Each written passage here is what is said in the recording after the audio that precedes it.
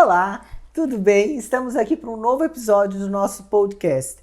E dessa vez eu tenho a honra de estar com a nossa nutricionista, a Karina Gonçalves, para dar dicas nutricionais, tudo que possa promover a fertilidade. A Karina é nutricionista clínica com foco na saúde da mulher. Bem-vinda, Karina. Obrigada por ter aceito o convite, estar aqui com a gente. Obrigada, doutora. Vamos bater papo para arrancar todas as dicas da Karina. É claro que ela vai dar umas dicas gerais, né, gente? Não tem muito milagre, porque a avaliação a gente sabe que é personalizada. Isso mesmo. Como a gente sabe que a gente é aquilo que come, né? Então, vamos falar de nutrição saudável. É um foco bastante importante, né, quando a gente fala para os casais, para as pessoas que desejam engravidar, ter uma nutrição saudável. Sim. E o que é essa nutrição saudável? Quais alimentos essas pessoas poderiam adicionar no seu dia a dia para promover saúde e promover fertilidade? Então, doutora, quando a gente fala sobre alimentação saudável, não tem só um caminho para isso, né? A gente precisa realmente avaliar a pessoa de uma forma individualizada para que a gente tenha um resultado maior. Mas quando a gente fala em relação à fertilidade, existem alguns nutrientes, sim, mais específicos para favorecer esse processo. Por exemplo, quando a gente fala do cálcio, né? O cálcio está ali nos alimentos de origem do leite, né? Os derivados, iogurte, queijos, estão ali nos vegetais folhosos verdes escuros, estão nas leguminosas, né? O feijão, grão de bico. O cálcio ele vai ajudar bastante nesse processo de ovulação, então seria um nutriente bem importante.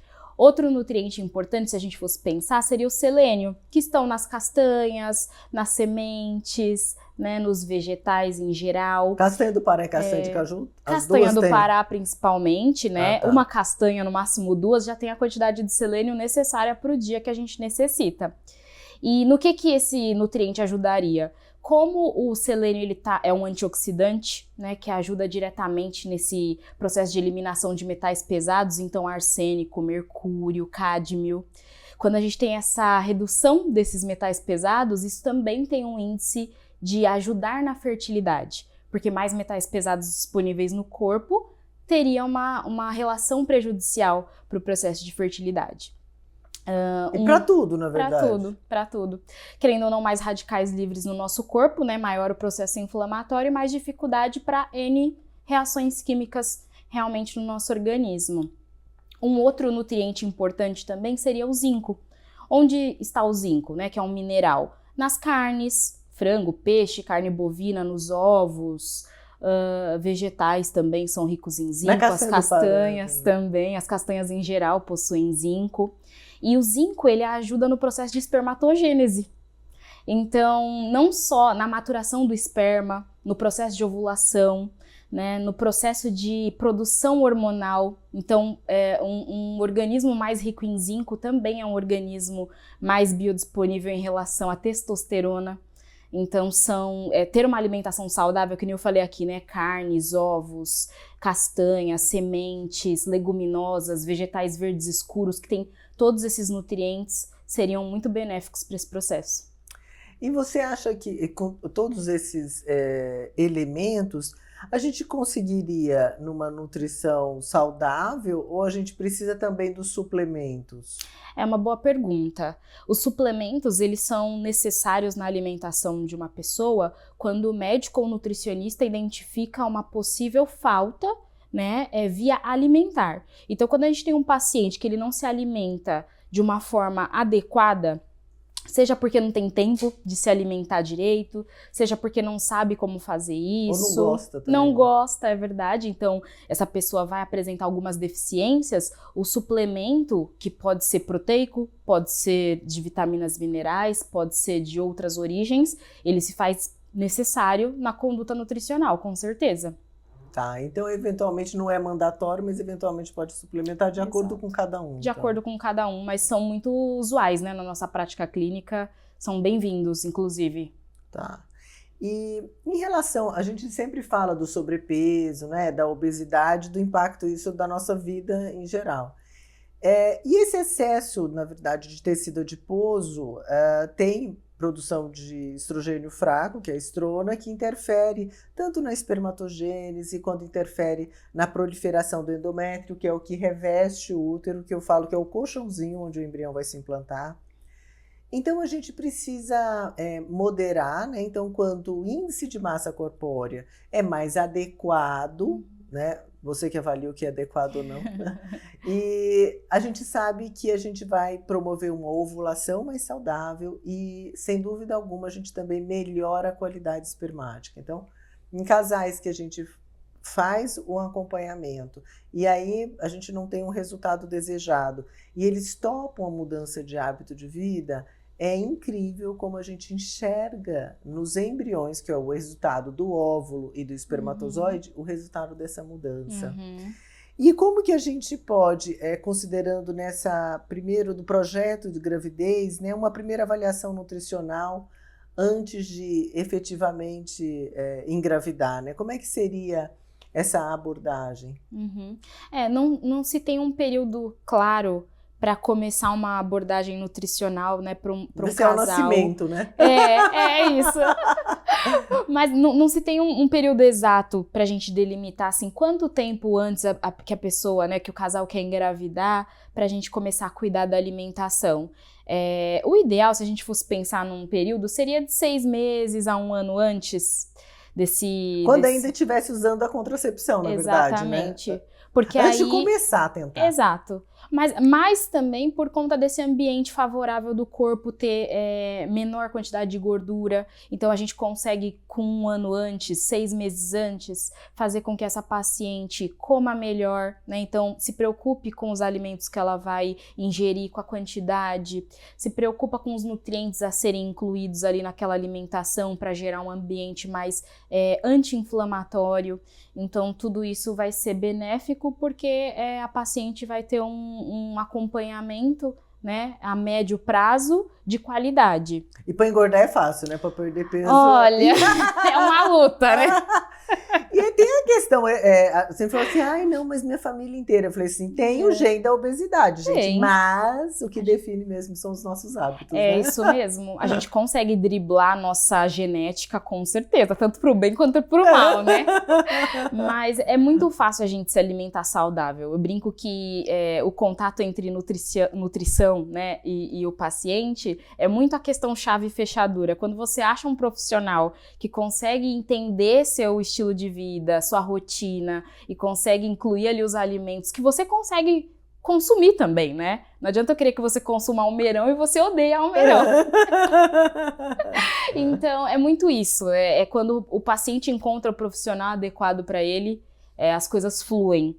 E quanto mais tempo a gente se preocupa em fazer uma nutrição antes desse processo de engravidar, melhor. Porque o corpo mais saudável é um corpo com mais nutrientes, que nem eu falei, menos inflamado e, consequentemente, com menos gordura, tá? E até falando dessa questão da inflamação, né? A gente fala, sobretudo, nesse processo de gravidez, uma doença muito prevalente é a endometriose. Sim. E a gente orienta uma dieta anti-inflamatória para essas mulheres com endometriose. E é claro que isso vale como uma desinflamação também para os homens, que a gente pode aí otimizar a qualidade espermática. O que seria essa dieta anti-inflamatória? Boa pergunta. É muito complexa essa pergunta, né? E não é uma resposta tão simples. Mas tentando reduzir um pouquinho a resposta, uma dieta anti-inflamatória é uma dieta realmente com mais alimentos in natura e menos alimentos ultraprocessados. Por quê? Uma pessoa que tem uma dieta inflamatória é aquela pessoa que come mais ou menos quase tudo pronto. Então, nuggets embutidos, macarrão instantâneo. Presunto, salsicha. É isso, presunto, salsicha, mussarela, peito de peru, né? Que a gente às vezes acha que não é super tão saudável. Exato, que não é tão prejudicial, mas acaba sendo. biscoitos recheados, refrigerantes. As pessoas que normalmente dão... Coca zero. Coca zero, E tá tudo bem, né, doutora? O pessoal fala. Não, não tá tudo bem. Então não tem caloria, mas é um produto totalmente processado. Inflamatório, com certeza, por conta dos aditivos químicos que ali estão presentes, como os corantes, né? Excesso de sódio. Então, pessoas que dão prioridade para esses alimentos ultraprocessados normalmente têm uma dieta mais inflamatória por serem ricos em açúcar, gorduras, sódio e aditivos químicos que nem eu falei. Uma dieta anti-inflamatória, então, seria baseada em alimentos naturais, né, que já vem direto da terra praticamente para o seu prato. Então, quando a gente consegue misturar os grupos alimentares de forma adequada na alimentação desse paciente, então, priorizando, né, equilibrando os macronutrientes, carboidratos, proteínas e gorduras, equilibrando os micronutrientes, que são as vitaminas e os minerais, a gente consegue uma gama de nutrientes adequada para favorecer, né, esse processo anti-inflamatório. Então, é basicamente essa justificativa, né, para uma pessoa ter uma alimentação mais inflamatória ou menos.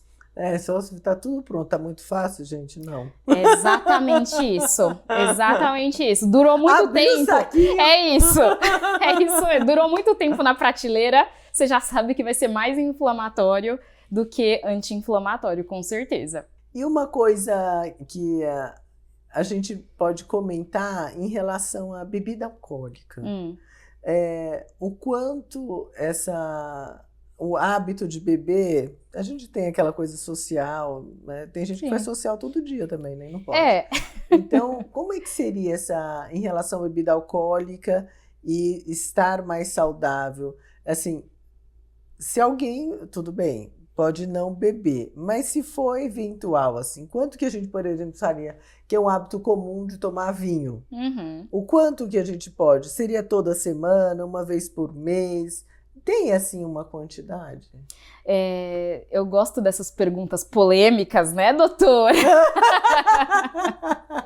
Eu sempre brinco que a pergunta que alguém me faz depende para quem eu estou falando, né? Depende para quem? Para quem que é essa pergunta? Como a gente está falando da população em geral, o mínimo possível de álcool. Essa é a resposta para todos. Karina, quanto que seria o ideal? O mínimo possível. Então, vamos dizer, uma vez por semana? Seria o mínimo possível. 0 seria excelente, né? A Nutri ia adorar. Mas para quem gosta, uma vez por semana. Eu sempre brinco... Mas não são 2 garrafas. Gente, não são 2 garrafas. Nenhuma, na verdade. 12 long necks, né? Não. É o mínimo possível de tudo. Eu quero dizer, tanto de frequência quanto de porção, sabe? Eu gosto do vinho. Gente, tenta se limitar a uma taça. Mas eu gosto muito, Karina, né? Toma água junto que otimiza. Gente, é isso. E não dá tudo que o seu corpo te pede. A gente tem que ensinar o nosso sistema nervoso central, né? Ensinar para o nosso corpo que a gente não tem que dar tudo que ele quer. Isso é até uma forma da gente também se disciplinar, né? Pode beber? Pode. Vai ter dia que você vai querer beber um pouquinho mais, mas o mínimo possível, com a menor frequência possível. Porque o álcool, ele vai inflamar, né? O álcool, ele vai gerar gordura corporal em maior quantidade. Porque às vezes o corpo não está precisando dessa caloria a mais que o álcool tem. Por mais que seja do gin, do vinho, do aperol, enfim, às vezes o seu corpo não está precisando dessa caloria a mais que o álcool vai trazer. Então o que seu fígado vai fazer? Gordura, não é verdade? Então a gente precisa tomar cuidado com a quantidade de excessos que a gente comete, tá? Mas o álcool, sim, ele vai ser pró-inflamatório e ele também pode gerar uma quantidade maior de gordura. Então, para quem treina, para quem dorme direitinho, para quem se esforça em ter uma alimentação saudável, que nem eu brinco, não desperdiça bebendo o final de semana inteiro, sabe? Assim, o final de semana começa de sexta, né? Para algumas pessoas, sexta, sábado e domingo. Não, gente, reduza. Reduza a porção, reduza a frequência, que as coisas costumam dar certo. O equilíbrio é importante, né? E até, quando você falou assim, a gente tem que pensar, neste momento, eu acho que as pessoas que estão tentando engravidar, eu falo que tem uma linguiça na frente do cachorro. A gente tem um objetivo, né? Que eu falo que é o filho, né? Então, depois que nasce, continua sendo o nosso foco de ir atrás por esse filho. Então, é um momento que a mudança de hábito ela é muito estimulada, porque você tem um foco absurdo. E eu acho também que se as pessoas... A gente está muito falando aqui dessas pessoas que objetivam ter filhos. Mas se o nosso objetivo também é ter qualidade de vida, eu falo, envelhecer amarrando o sapato é uma questão. Então, e se a gente não fizer atividade física, não tiver essa nutrição neste momento, o futuro é incerto. É isso mesmo. E a gente não tem outra opção. Todo mundo vai envelhecer, exceto se morrer antes. Quer dizer, não é uma opção adequada. Então, não é a opção que a gente quer. Vamos envelhecer e dá tão certo. Rápido. A gente tem essa questão do peso e saúde, né? Mas o número absoluto do peso é relativo, né? Então, como a gente pode orientar as pessoas que estão absolutamente presas no número da balança? Até vi no Instagram que falou assim, a solução dos seus problemas. Tinha uma balança, aí você coloca na calculadora do celular e coloca em cima o peso que você quer e coloca em cima da balança e sobe. Aí você escolheu. Eu falei, pronto. É esse o peso. Problema resolvido. Problema resolvido. Até foi o dia que veio uma paciente que ela é atleta e tal, e aí ela teve machucou o joelho. Aí ela tá arrasada que ela não podia treinar. E eu chamava de rainha do beach tênis. E ela super malha tudo, e ela realmente está restrita, e ela ganhou peso. Eu falei assim, eu já resolvi. Até você fazer sua cirurgia, e depois da cirurgia, coloca o celular em cima da balança com o peso adequado. Com o peso que você quer, é isso, pronto, acabou. Então, vamos falar um pouco desse número absoluto e saúde. Tá. Doutora, a questão do peso, ela é muito relativa, né? Quando a gente fala de um paciente... o peso ele é uma das variáveis para a gente mensurar a saúde de uma pessoa. A gente precisa ver qual a altura que essa pessoa tem, a gente precisa ver qual que é o estilo de vida que essa pessoa leva, o que ela come, o fator atividade dessa pessoa. Será que essa pessoa é muito sedentária? Ou não só pratica atividade física, mas tem uma vida mais ativa, sobe escada, anda de bicicleta para ir para o trabalho? A gente precisa ver quanto de gordura esse corpo tem, peso de gordura, e quanto de massa magra esse corpo tem. Então, essas outras variáveis, né, analisadas por bioimpedância, por medidas antropométricas, às vezes o que vocês médicos pedem, que é a densitometria óssea de corpo inteiro, né, a gente consegue ter mais parâmetros para avaliar se o peso desse paciente está adequado ou não. Porque nem sempre uma pessoa que pesa mais, ela vai ter mais gordura. É claro que a parte óbvia de olhar uma pessoa que esteja com sobrepeso e obesidade é importante. Então, o exame clínico ele é importante, mas essa parte dos exames específicos também trazem bastante informações para a gente conseguir avaliar o nível de saúde que esse paciente se encontra. Ótimo. Em relação às 3 fases, vamos falar aqui das mulheres, das pessoas que engravidam. Então, tem a fase de contracepção, ou então pré-gestação, vamos assim, gravidez e pós-parto. Em cada fase, a gente tem uma demanda diferente. Teria como você, assim, salpicar ou dar algumas dicas de alguns alimentos que a gente poderia reforçar em alguma dessas fases, ou de repente falar, olha, nesse período foca em tal alimento, às vezes que vai ajudar bastante. Porque você já falou bastante aí, até começou falando do cálcio, selênio, eu acho que todos esses devem ser bem-vindos, né? Sim, todos esses são bem-vindos, e isso que eu citei foi uma pequena parte, né, do que a gente tem que incluir na alimentação de um paciente, mas se a gente fosse pensar nessa pré-gestação, uma alimentação mais anti-inflamatória seria bem importante e com menos metais pesados, né? Então, evitar muitos alimentos enlatados, muitos peixes que são mais ricos em metais pesados, como, por exemplo, o salmão, né? Então, às vezes a gente acha que só o peixe é super saudável, mas, enfim, a gente precisa tentar se expor também menos ao ambiente poluído.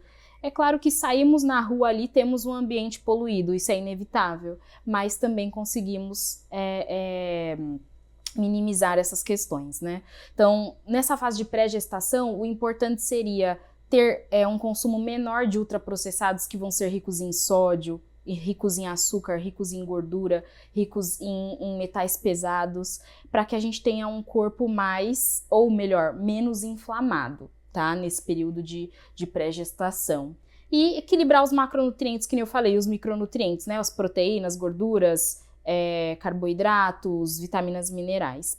Se a gente fosse falar da gestação, a gestação é um processo que tem um bebê crescendo, ou seja, mais tecidos sendo construídos, né? E com essa questão de mais tecidos sendo produzidos, mais necessidade de proteína. Então, não só isso, né? Tem a produção de leite também, que leite é proteína, a gente precisa de aminoácidos, né, ali disponíveis no nosso organismo. Então, como é uma fase de gerar outra vida, a gente precisa priorizar as proteínas. Tá? Então, muitas vezes a gente come muito carboidrato e muita gordura também. Só que a gente se esquece de comer os ovos, os queijos, as proteínas animais, né? Peixe, frango, carne vermelha. Então, o ideal seria isso. As vitaminas e os minerais sempre, pessoal. Frutas, verduras e legumes sempre vão ser bem-vindos em todas as fases. Já nesse período pós, né? Então, que nem eu falei, da produção de leite, principalmente, que vai precisar da proteína. Quando a mãe ganha o bebê, tem uma fase da cicatrização, não tem, do pós-parto, então a gente precisa também de proteína. A mãe tem um gasto calórico muito grande para cuidar da criança, para amamentar, um desgaste físico muito grande. Então, não dorme. Então, para ter um sono reparador, uma saúde, né, nessa parte de cicatrização adequada, precisa também priorizar as proteínas. Gente, não é comer em quantidades exageradas. Você, junto com a sua nutricionista, vocês vão fazer esse cálculo, né, das quantidades adequadas. Mas priorizar esse macronutriente, que é a proteína, que é muito importante para essa parte estrutural do nosso corpo, de tecidos, regeneração de tecidos, produção de leite, sono reparador, né, regeneração da massa muscular.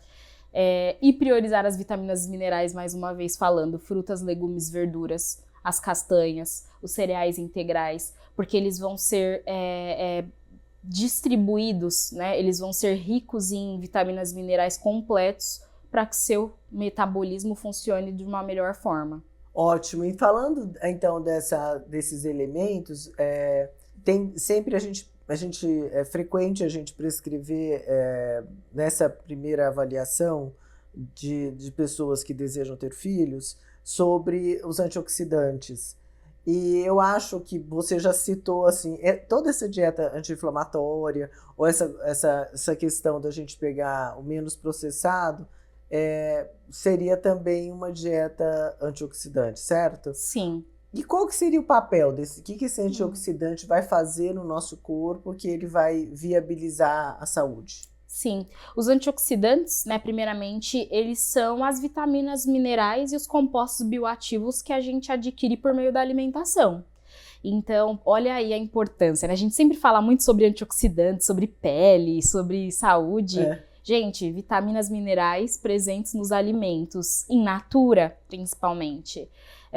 Um dos principais objetivos dos antioxidantes é neutralizar os radicais livres, né, que são aí realmente compostos criados a partir da poluição que a gente ingere, a partir dos alimentos ultraprocessados que a gente ingere. A sujeira da divisão celular, do processo metabólico. Essa sujeirinha do processo metabólico. Então, veio o antioxidante ali e neutraliza isso que causa um mal-estar, ou um prejuízo para as nossas reações metabólicas, para os nossos órgãos. Então, se alimentar de grupos alimentares variados vai ajudar com que seu corpo seja mais rico em antioxidantes. Ótimo. E a gente falou, então, anti-inflamatório, eu até citei a questão da endometriose. Eu vou explicar para vocês o que é endometriose. Então, pensa que dentro do útero tem um revestimento que é o endométrio. Então, qual que é o lugar certo do endométrio? Dentro da cavidade uterina. Quando há uma ruptura dessa divisão imagina o útero como se fosse uma pera, onde está a semente da pera é o endométrio. A polpa da pera é o miométrio. que é a parte muscular de onde surgem os miomas. E aquela parte verdinha da pera vai ser a serosa do útero. Então, quando as células que estão lá no lugar da sementinha vão para a polpa, onde é o miométrio, ou para a serosa, ou simplesmente uma célula do intestino se transforma em célula endometrial. E era para o nosso corpo permitir isso? Não. Assim como o nosso corpo também não deveria permitir que as células se diferenciassem de uma forma muito estranha e virassem um câncer. Mas não, endometriose não é câncer. Mas eu quero fazer uma analogia porque ela pode estar em qualquer parte do corpo, independente de menstrual ou não, e muitas vezes assintomática. E como a gente sabe que as mulheres que têm dificuldade para engravidar, 50% delas têm endometriose e às vezes elas vêm aqui para pesquisar e é um grande temor delas. Que qual é o tratamento? Parece que vai perder tudo a endometriose. Nossa, é. Então, e assim, a endometriose nem sempre é cirúrgica. Precisa a gente preservar a qualidade de vida. E eu queria que você, Karina, falasse de algumas dicas anti-inflamatórias para essas mulheres que têm o diagnóstico de endometriose, que podem otimizar aí o seu sistema imunológico para o próprio organismo controlar essa questão. Como a endometriose acaba sendo uma doença inflamatória, realmente quando a gente controla o que se ingere de alimento ultraprocessado, né, e aumenta alimentos in natura, naturalmente a mulher já vai ter uma boa resposta para o processo de gestação. Só que vale também lembrar que uma das dietas mais indicadas para o caso de endometriose é uma dieta mais vegetariana. Por que eu estou tendo cuidado de falar apenas mais vegetariana? Tem pessoas que vão escutar e vão falar assim, meu Deus, eu vou ter que virar vegetariana, né? Não, eu quero dizer uma dieta mais alcalina, tá? Então, quando a gente apresenta uma dieta menos inflamatória, é uma dieta com mais fibras, então realmente mais hortaliças, mais vegetais, mais frutas, né? Uma dieta com mais proteínas vegetais, então se a paciente consegue comer mais leguminosas, grão de bico, lentilha, ervilha, também vai ser benéfico. Mais cereais integrais. Menos proteína animal? Menos proteína vermelha, então carne vermelha, mas não necessariamente a gente vai deixar de incluir os ovos, o frango, o peixe, tá? Vale lembrar que não é a proteína animal, né, que gera inflamação. Muitas vezes o nosso organismo não está preparado para receber aquela carne vermelha, então o nosso intestino não está completamente adequado para receber aquele alimento. Então, né, daí gera um possível processo inflamatório. Mas uma dieta mais vegetariana, baseada realmente em frutas, legumes e verduras, isso vai trazer, né, um processo aí de mais antioxidantes e minimizar esse processo inflamatório, seria muito bom.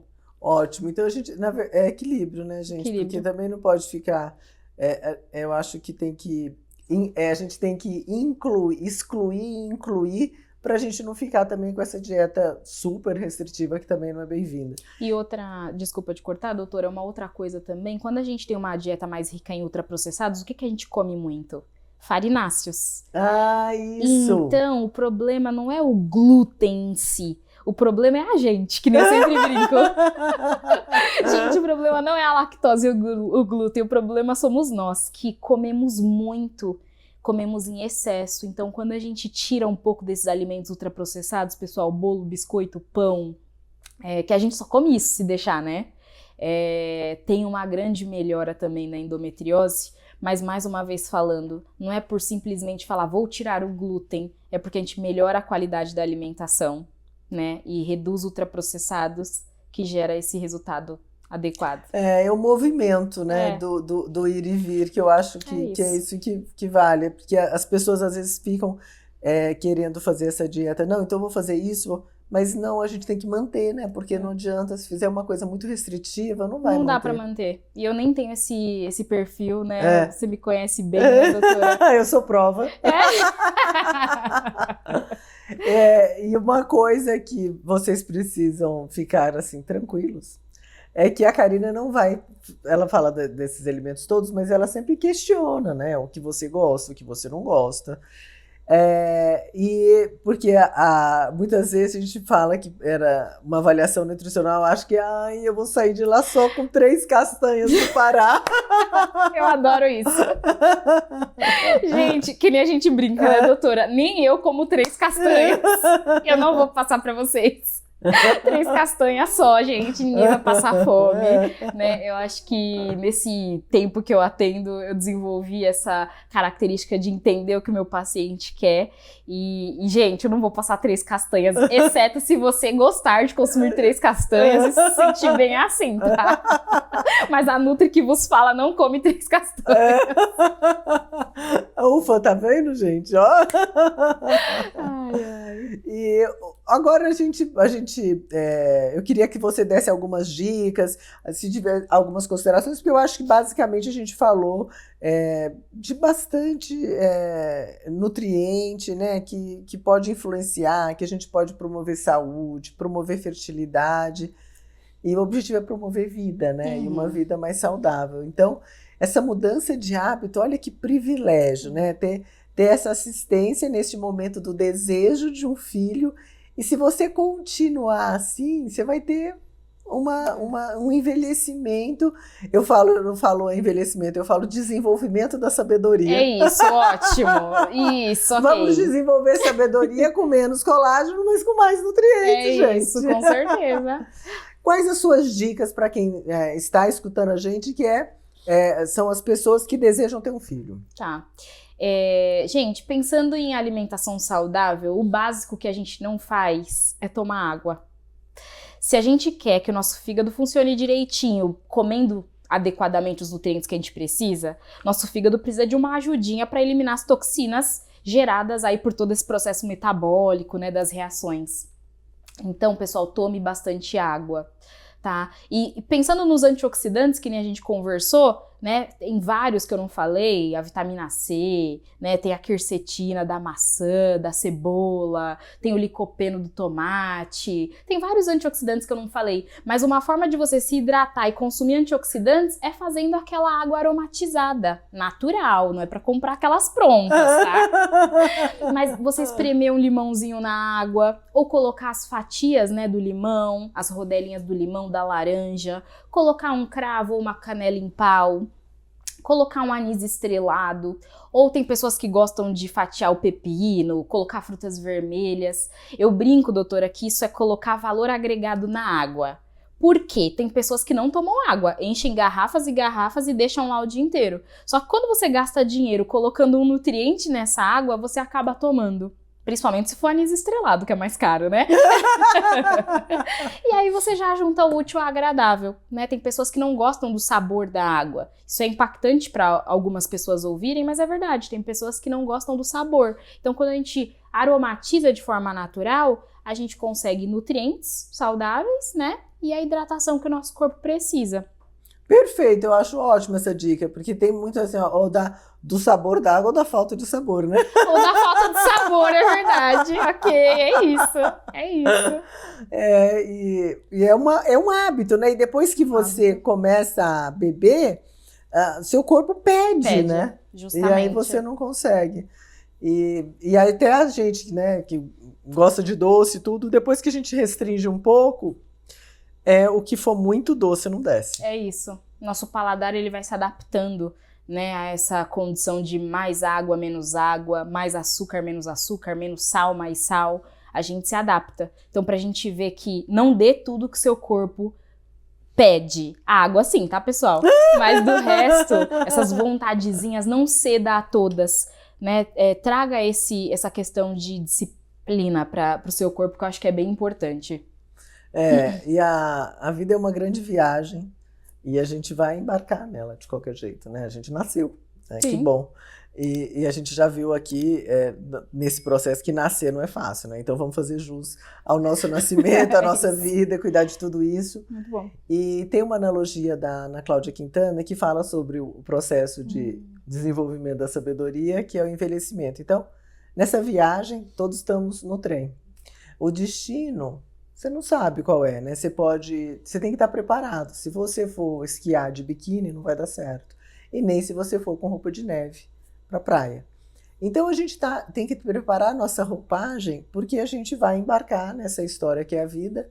E com esse projeto de filho, né, a gente ganha uma missão ainda maior. E muitas vezes, depois que nasce esse bebê, a gente quer viver mais e viver melhor. Então, tudo isso, né, vai funcionar no nosso trem da vida. Que bom. E a gente vai chegar num destino que vai ser super bacana, porque nessa viagem a gente já entrou. É isso. É exatamente isso, doutora. É ter esse propósito, né? Então, quando a mulher tem esse sonho, né, o casal, na verdade, tem esse sonho de gerar uma vida, e você sabe que aquela vida vai ser influenciada por você, lembra disso, pessoal. A alimentação também vai ser aprendida. Né, e o exemplo é melhor do que falado, né? Com certeza, o exemplo, ele arrasta as pessoas, né? Então, quando tiver muito difícil de você seguir uma alimentação saudável, não tô nem falando fazer dieta, lembra que seus filhos estão vendo você se alimentar, estão vendo o que você bebe, o que você consome. Então, acho que isso é o melhor propósito de você falar, não, eu tenho uma vida que depende de mim, que tá aprendendo comigo.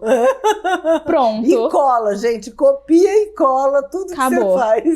Exatamente, então acabou. Pronto, a gente já ganhou o podcast de hoje, né? Perfeito. Bom, eu acho que a gente abordou, né, os principais temas envolvendo aí nutrição, fertilidade e vida. Muito legal bater papo com você, a gente sempre aprende um pouco mais, além de passar na consulta, ainda fico pegando as dicas. E dá para seguir, dá para ser feliz com uma dieta saudável, por isso, ó, a gente tá rindo aqui. E olha, eu tenho modificado, viu? Mas com calma a gente vai, né, em frente. Não tem pressa, não precisa, eu falo nas consultas que eu não preciso resolver a sua vida em uma consulta só. A ideia é gradativamente a gente ir resolvendo. É isso. Movimento. Até porque a gente também não comete os nossos deslizes, esse excesso de peso, esse desequilíbrio alimentar, ele foi conquistado ao longo dos anos. Então, não é instantaneamente que a gente vai rever tudo isso. Pronto, é isso. Bom, obrigada, Karina, por ter dividido aí seu compartilhado, né? Dividir parece que a gente está tirando, né? Então eu acho que compartilhado, espalhado o seu conhecimento aí para o mundo, e que legal a gente poder contar com você aqui. Muito obrigada, doutora. Um beijo para todo mundo, espero ter ajudado e fico à disposição para a próxima. Ótimo! Vamos compartilhar esse conhecimento, essas dicas nutricionais e com esse objetivo maior, né? De ter um filho, que tal a gente cuidar melhor da gente mesmo? Eu sempre digo, a principal pessoa na sua vida é você mesmo. E o resto, não é um resto menos importante, mas tão importante quanto, mas que precisa ser cuidado por você. Pense nisso, tenha uma nutrição saudável e até o próximo episódio.